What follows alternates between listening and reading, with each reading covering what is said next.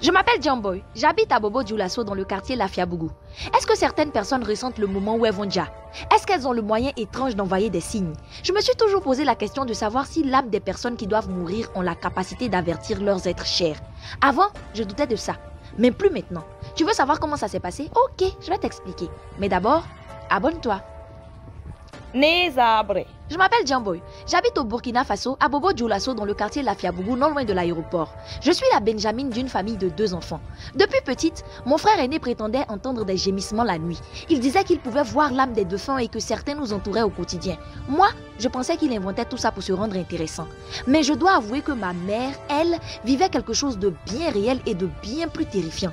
Elle disait qu'une ombre venait la visiter les soirs où un proche allait mourir. Elle n'était ni endormie ni éveillée, juste paralysée, incapable de crier. À ces moments-là, il fallait la secouer pour la réveiller. Et chaque fois, quelques jours plus tard, la nouvelle tombait. Un tel était mort. Cela s'est passé à plusieurs reprises devant moi, au point où ça ne me semblait plus du tout étrange. Ma mère était comme ça et je faisais avec. Autant je croyais en ses capacités à elle, autant je prenais mon frère pour un mythomane, un flocosseur. Et j'étais très contente que ce genre de choses ne m'arrive jamais.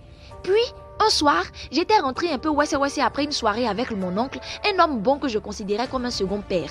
Épuisée, je m'endormis devant la télé au salon quand vers 3 h du matin, un silence anormal me réveilla.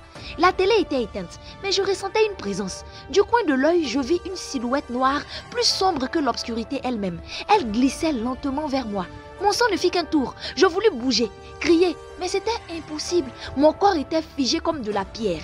L'ombre s'arrêta devant moi, immobile. Je sentis son regard peser lourdement.